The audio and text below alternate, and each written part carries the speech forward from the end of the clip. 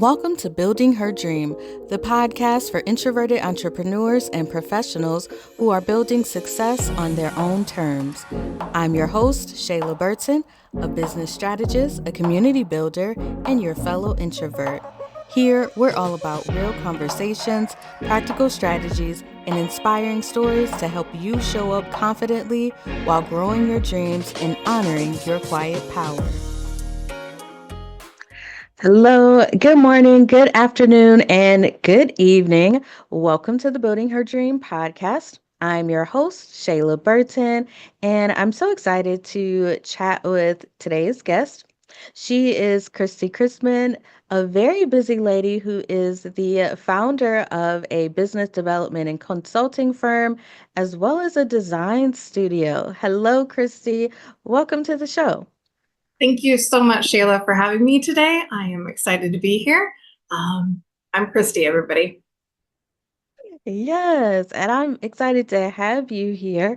Now, if you've listened to this podcast episode or any of our episodes before, I always like to start off with a fun question. Christy, if you could wake up tomorrow and have your perfect dream life, what would that look like? It would be to have both of my businesses, as well as a few other that I have planned, to be self-sufficient so that I could be working on my charities that are close to my heart and to watch my daughter grow up and succeed in her dreams as well, and spend lots of time with my chosen family and friends. Awesome. I love that. Now, you're from Arizona, right? Correct. I'm based in Yeah. Scottsdale, Arizona. Okay. So, in your perfect dream life, would you still work in Arizona? I would still be based in Arizona. My chosen family is in Arizona, and my businesses and networking are all established in Scottsdale. So that is definitely where I would be. But most of my work is remote capabilities as well, especially in 2024. There's lots of platforms to do remote work, and that's a possibility as well. Awesome. Really cool. I've never been to Arizona, so I'm hoping that's one place that I'll get to visit sometime soon. Definitely suggest maybe not usually between July and August. It is extremely hot, extremely hot. Right. This year we were pushing the 120s quite a few days in a row. I think it was another record-breaking year for consistently over 110. It was like Oh, 97 wow. days, I think, this year. Oh, wow. That's really hot. So I'll keep that in mind. Okay, Christy. So for those of us who may not be familiar with you, why don't you tell us a little bit about you and the work you do? I am CEO of Orchid Venture Investments, or as I like to say, OVI. It's much easier to say is OVI. Okay. And it is the parent company, and I have two main branches for subsidiaries. Cymbidium Design Studio is my design studio. It's a visual design studio, and we are the creative branch. So it would be anything from branding to logo design, AI, video generation, fine art. We can do abstract art as well as curating and purchasing power for interior designers. We also can collaborate for art installations as well as spatial design for interior and exterior. And then Onsinium Consulting is my consulting firm.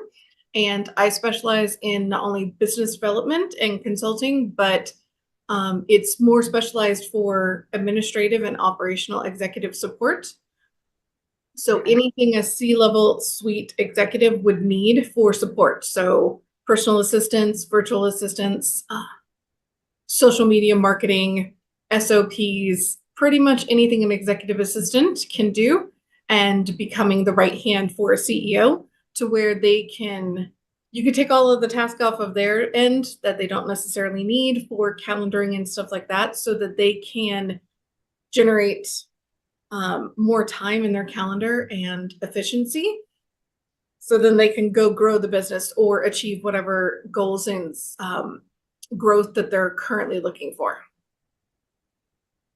Yes, that service is definitely needed for businesses and business owners so they can focus on, what they enjoy and also just grow in the business like you stated. So that's awesome. And then you also have the design studio. Now, what made you want to get into that type of work?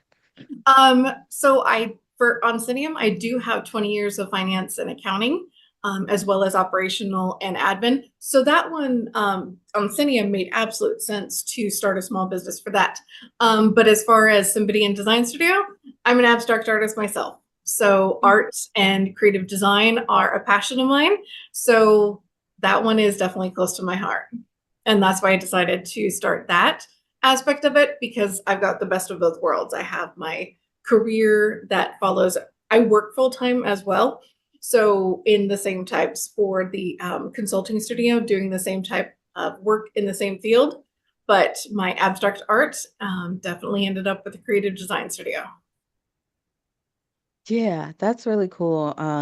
That you have your career, but then also have like your passion project as well.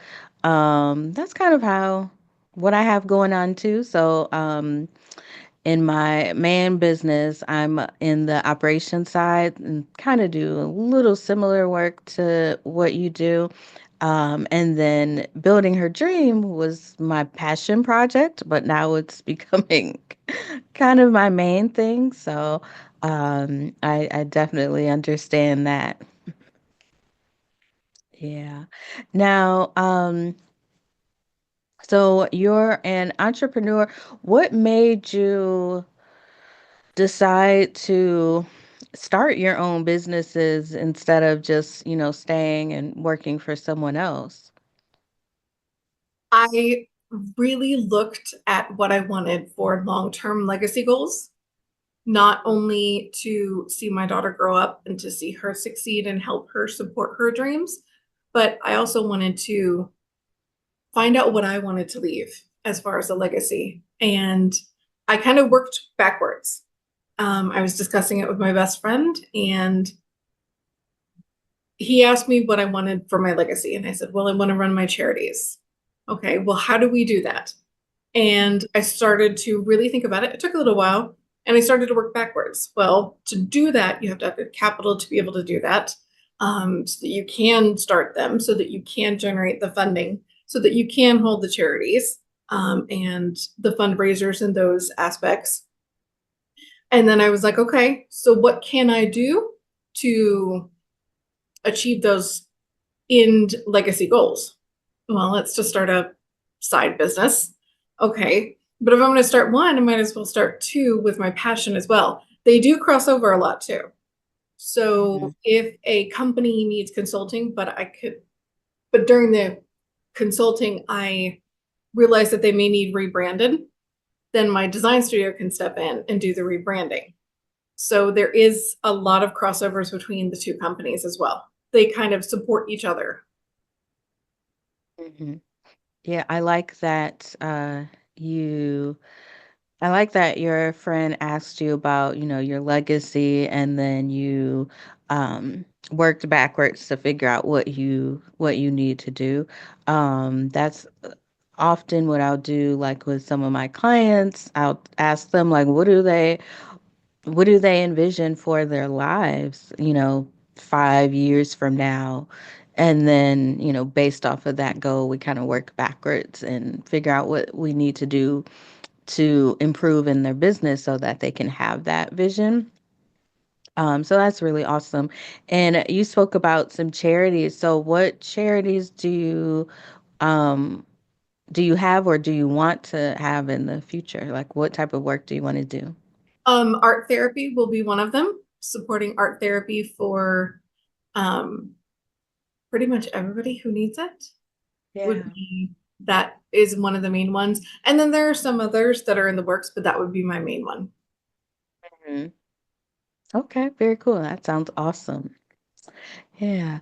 And I think it's really cool that you have, two businesses and you took the initiative to do that, especially as an introvert. I'm wondering when did you first like realize that you were introverted? I was really young, school age, most definitely. Yeah. And I realized that when you had to do the school plays and you had to be in front of Mm. the assemblies, and I was a lot of the times on the honor roll or the principal's list. So you had to walk up in front of everybody and you had to receive your awards. Um, that can be very daunting when you have a lot of social anxiety and when you have a lot of stress, like personal stress about being in large crowds and feeling like everybody's watching and looking. Um, and it can be very, very, very stressful. And I realized very early on that, and attending church functions and the same things where you got to be in choir and you've got to be up in front of everybody. And I was always relatively short too. So I would be in the front rows a lot of the times. And it was just very obvious from a young age that I was not a social butterfly.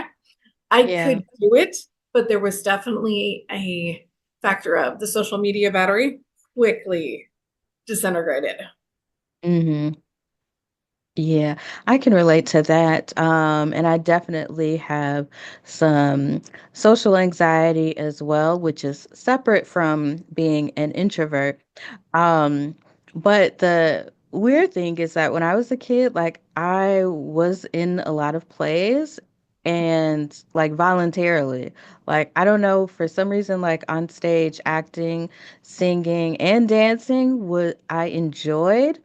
But at the same time, I'm wasn't like super social. I had like one friend growing up, and I just kept to myself. And people would remark all the time about how quiet I was and does she ever talk? But if they would have come to my school and saw me on stage, then they would have known that, I do talk a little bit. Um, but yeah, that's just interesting. Interesting, like how we knew kind of at a younger age that we were a little bit different, but I don't know if we had the term. Like I don't remember hearing about the word introvert like when I was younger. And so I don't know when that started to be talked about more like in the world, but I just remember people always remarking about how quiet I was. Quiet or shy, Yeah. very smart, always on the honor roll. But Mhm. I was watching though. I was absolutely watching everything that was going on and picking up Yeah. details that other people might not. I am also a high empath as well. So being Yeah. able to read a room, being able to read body language, all of that, very young age. Mhm. Yeah, yeah. All of those skills are very helpful, especially now with what we do in the business world as well. Those skills are really useful. Yeah. Um, so was your family like kind of accepting and encouraging of your personality? Unfortunately, not really. Yeah. They were not really. I was very misunderstood. So then I became very proficient at being able to mask up and Mm. being able to socialize, but definitely on the inside was still feeling a lot of social anxiety. Um, so that took a lot of getting used to. It Yeah. did help when I became an adult and went into the corporate world, but there was definitely underlying of I am absolutely an introvert. Um, and let's find some tools to help me be able to be a functional adult in a corporate world where you do have to socialize, where you do have to engage in meetings and engage with clients. Yeah. Yeah, for sure. I get that. Um, hmm. I do think it's interesting how with being an introvert, We are expected to kind of adapt and learn how to function in an extrovert world, but I feel like they should learn how to adapt and function with introverts as well. Like, we don't have to talk all the time. Like, we can sit in silence sometimes. Like, I feel like there should be some, I don't know, some sort of training in the corporate world of how to just work with different personalities as well. But I, that's I just think me. I think you're starting to see it a little bit more where Mm-hmm. um, employees and corporations are starting to understand, um, especially with individuals who may be on some sort of spectrum, that Mm, there are certain jobs that they are absolutely fantastic at. But I do think you're starting to see, especially with companies that may have younger managers, so your yeah. millennials, your Gen Zers, and um, with them as managers, I think you're starting to see a lot more acceptance. Yeah, for sure. Well, that's good. Um, well, so let's talk a little bit more about your journey as an entrepreneur. Now, when did you start your business? I started my business quite a few years ago. So Onsinium was almost 6 years ago now, I believe. Okay.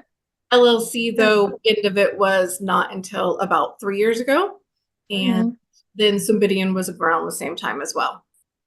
Yeah. Well, congratulations to you because 6 years in business is a big accomplishment because a lot of people don't make it past this the first year. And You know, so and then yeah, even less statistically, 7. Your first year is your biggest hurdle, and then 7 years, yeah. the statistics as well. Yeah, yeah, absolutely. And I am on year 7. So I started in Congratulations. 2017. So I'm excited about that, but there has been lots of struggles and roller coaster for sure, but I'm still on the ride. And that's fantastic. Yeah, yeah, absolutely. Um, so I'm wondering like what are some challenges that you've faced as you've been, growing your business? I think my biggest one is being an introvert. I quickly found that the actual live networks were Mm, my most challenging. So okay. going to meetups and going to the luncheons, going to the evening PM market connects, that was the most challenging. And Mm, it took quite a bit of time. It took quite a few months for me to realize it's okay to network differently than other people. mhm, And I had to develop a toolkit to use. And by that, I mean I had to find a balance. And I found that self care and prep before helped. If I could research who was already listed as attendees so that I knew who was going to be there, what type of guest speaker, what do their companies do. That back work, even if it was just 10 or 15 minutes prior to the engagement and the event, it helped a lot because I already knew faces. And just mm, being able to see a picture and being able to say, okay, that's John Doe and he works for this company. And I already know a little bit of summary and a debrief or a brief about his company.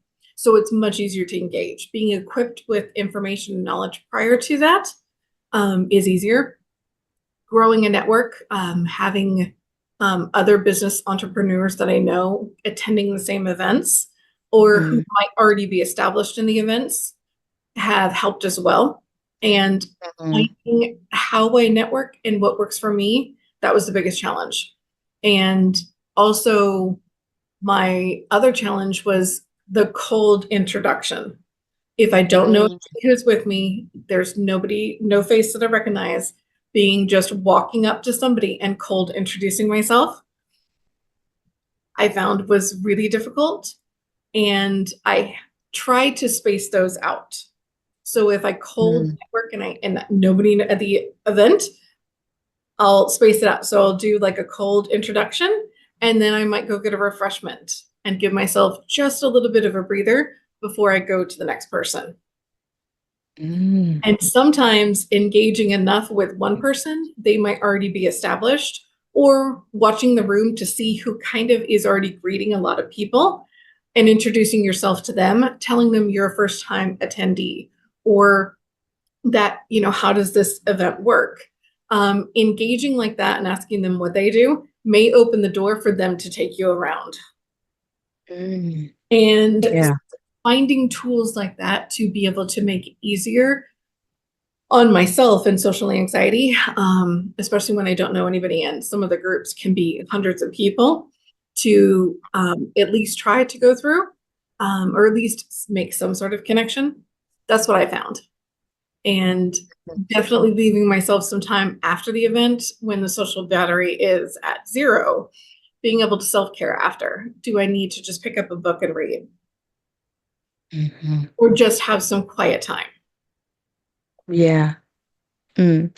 So is going to in-person networking events, is that a part of your like ongoing strategy?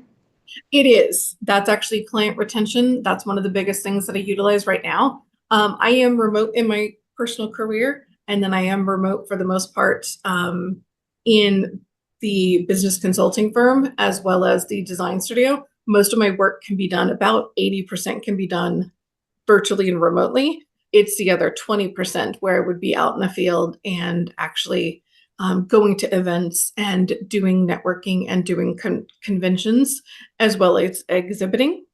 Mhm. I am a full-time mom as well. So that allows me to be a stay-at-home mom, being so remote, but that is my strategy. Is client retention is definitely networking, because it's being able to put a face to your brand, and then you're generating trust with your brand. Mhm. Yeah. That was something that I tried before COVID. And I just I didn't have a strategy, and so it was a lot. Definitely high anxiety. Like I could get myself there, but I feel like I wasn't making really good connections. Um I found that one strategy that kind of helped me was sometimes I would volunteer for events because I feel like if I am technically going to the event to work and not for the purpose to just talk to people, like that would ease sort of my anxiety. But of course, while I'm there working, I'm meeting people and connecting with people. Um, so that was one strategy that kind of helped me. Um, Something else that was helpful is because the name of my first company is Yes, I Can Help You. And so I would wear a t-shirt that says that in really big letters. And so that would make other people talk to me first because they would say, "Oh, well, how can you help me?" And I'm like, "Oh, glad you asked." Them Uh, engaging you and making that initial, yep. it takes that, you have that breath to be like, okay, you're engaging me, I can absolutely engage back. Yeah, yeah. And then it's more comfortable for me. But I have not done any real networking events in the past couple of years, but I want to start in 2025 to kind of grow building her dream. And so I'm going to be working on my strategy for to do this. But I feel like I'm going to be a lot more comfortable because I don't know, something I'm like really passionate about this. And so I think it'll be a little bit more easier for me, but we'll see. I'm definitely going to give it a try and see what Can I give you happens. can I give you a statistic about networking though? Sure. LinkedIn data is now revealing that 85% of business opportunities are filled with some form or platform of networking. What do you mean, like a online platform or? It could be online or live or in, but it's some form of networking. 85% is generated for business opportunities as well as jobs. Oh, for sure. Networking is absolutely important. Everybody needs to do it. You just got to figure out like what's the best way to do it for you. Like for me, I think going to large events are a struggle. Even if it's online, a large event like that, I don't know, it's overstimulating for me, but I can do one-on-one. So like I often would go to have like a one-on-one chat or we'll meet up at a coffee shop or something. And that is, I think, very easy for me to do and like to be able to build a relationship with people when it's one-on-one. And I get very chatty. When it's just one person, I talk a lot, but if it's a bunch of people in a group, I'm not saying anything. So, yeah. So I think you just have to figure out um, where you are most comfortable, where you shine the most. But yeah, the statistic is definitely true. We absolutely have to build relationships and make connections because we're we have a business and we're selling to somebody, to people. So Exactly. they, Even if you're yeah. business to business, you're still selling to another business. Um, Mm-hmm. there is also an option too. I found at the last small business expo that I went to, they did rounds of speed networking. It Mm-hmm. it was 3 minutes per person. So one like the outside of the tables would stay seated and then the inside of the table moved. And every time the gong went, you had to get up and move. Those Mm. very quick introductions, you have to be on top of your elevator speech. You have to Yeah. be able to engage very quickly. But I found that while they were moving, it was a breath. Okay, I have Mm. to regroup and I've got my business cards out and let's go. Let's meet the next person. And it takes 5 seconds to be brave to engage somebody and then another 5 seconds to continue to be brave and continue with the discussion. So being able to do it so rapid pace, I definitely needed a breather after, but Yeah. it was 45 minutes, but it goes extremely quick when it's constant new people. Mm. See, I think I would like that because there's some sort of structure. Like, I know that I'm going to have to say my elevator pitch so I can practice that. And then I'm only with the person for a couple minutes, then I move on. Like, yeah, I think I would love that because there's structure. It's the unstructured events where you just have to show up and then you got to figure it out. I don't like that. It can make it difficult. It can. For Hmm. Yeah, yeah. I like the idea of the speed networking. And I might try that when I host my in-person events because that's my other strategy is to just host my own events and and do then it you how I want to do it. Hmm. do it exactly how you want to do it, have the structure that you want to have. Makes absolutely sense. And will those be for building her dream too? Yes. Hmm. That is Yep. amazing. So, You yeah. definitely have quite a bit in the pipeline. Yeah, well, so I think I was thinking the other day, like, how am I going to find the introverts? Because I do everything online right now, and it's easier for me to find my people. But like in my city where I'm just at home every day, I'm like, how do I find the introverts? So I'm trying to figure out how to find my audience so I can invite them to my first in-person event. And then once I figure it out for my local city, then the plan is to do events all over. So I'm excited about that. I'm excited for that. I'm excited to be a part of Mhm. that too. That's Yes. awesome. Yes, yes, absolutely. Um, yeah, so that's really good that you are attending these networking events in person and you're making it happen because sometimes we introverts, not really our thing, but we need to try it at least. And then if it doesn't quite work, then pivot to something else, but we have to do some sort of networking for sure. hmm Um, so you mentioned I think about recharging like after the event. How do you recharge just in general? Like, you've had a busy work week. What do you do? It depends. Sometimes I read. My to be read is extended. I have many, many, many books. I'm a speed reader though, so I can go through, 2 or 3 books in a night. Mm. But that putting on a Kindle, listening to ASMR as I read, or just strictly listening to ASMR. I do have a cat as well. She's extremely sweet. So having a companion like that. And sometimes it's just connecting with my chosen family and my best friend and being able to Yeah. just get out of the house would be the biggest thing. And even if it's just to go drive or to go play a tabletop game, being able to connect with your safe environments and your sanctuaries, I think that's my biggest recharge. hmm Yeah, yeah, I definitely can agree with that.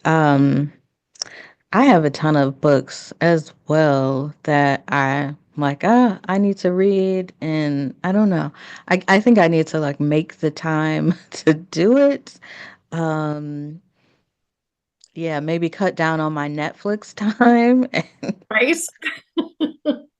Or my doom scrolling sometimes. Doom Yeah, scrolling will get you. yeah, yeah. TikTok does get me too. They, Yes, they, the algorithm absolutely understands. I have built my algorithm brick by brick. Mhm. Yeah. What's something that you are really proud of in your business? I think it's building authenticity Hmm. and staying true to who I am as a business owner and who I want to be as a CEO, and planning out my legacy, but also understanding that, like you just mentioned, we may have to pivot. Things may not go in the direction. Being open to surprises, being open to new ideas, being open to feedback. I think that's the biggest thing is being open to feedback not only from customers, but from fellow entrepreneurs and my, family and friends, and continuing to keep an open mind to growth as well in both personal and professional life. And just staying open in general. People can say open minded, but there's also a secondary part to that, which is truly being open to being okay that things may not go the direction you want them to go. And I think as introverts, some of the times when things don't go as planned, that can be a challenging thing for us. However, learning to be okay in the uncomfortable is, I think, the biggest thing, because networking is uncomfortable for us and those types of things. Being okay and being okay that you're enough and being okay that it's okay for things not necessarily to work out, but as long as you continue to make your baby steps and move forward, that's still progression. And I think that that's what I'm proud of because there's, like you mentioned before, there's been ups and downs, there's been definite changes. We all went through COVID, and that was a surprise, and then how society changed after, um, Yeah. and all of the nuances that go with that. I think it's just truly being open, but also open in all aspects too. Yeah. Mhm.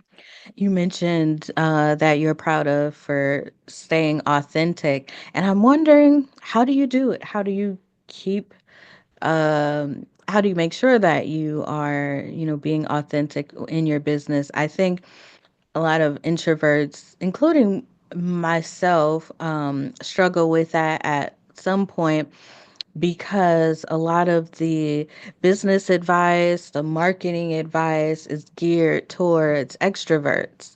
And it's like, oh, you need to do these certain things to be successful in business. And so then we try to do those things and it just does not feel good to us. But then we're conflicted because all of the, advice out there says that, we are supposed to be uncomfortable and just do it. Um, but then it's not enjoyable. And so I'm just wondering, like, how do you, make sure that you are still running your business in the way that works for you on your terms and all of that? Um, I think I maintain not only my ethics, but my personal ethics. And Mm, a lot of it is how would I have been in the corporate environment for 20 years and I've seen many things that I don't agree with and mhm, um, been through and experienced as well. And I always try to maintain that of if I'm not okay with it, why would I expect a client to be okay with it? Or if it's something mm, that I've already experienced, I am not one will who will change my personality to fit and do things that I don't agree with. Because I believe in treating others how you want to be treated yourself, and I'm not willing to compromise on certain things. mhm. And it can be Yeah. challenging, it can absolutely be challenging. Uh, it's not easy at all sometimes. However, I can't expect people to trust me without giving them something to trust either. And Mm, being consistent in both my personal and my private life and my professional life, um, I think that those radiate um, through me. And I'm hoping that not only my friends and family can say that, but also my peers, as well as my clients and other businesses. yeah. Yeah. Love it. I love it. What advice would you give to someone else who's just starting their business? Maybe some advice that you wish someone would have told you. I think it's take time. And when you're first starting out, make your best laid plans. Make sure you have a backup plan for your plan. Um, seek other entrepreneurs for advice because there's pitfalls that you may not be seeing. Um, do your back work.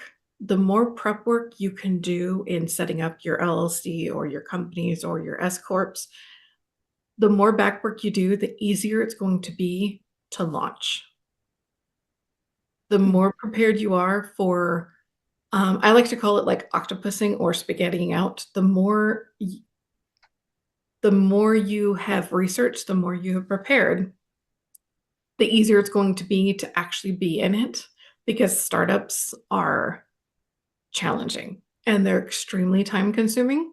And mm, always double the time, if not triple the time, you think something is going to take until you get a flow down and until you get past certain milestones.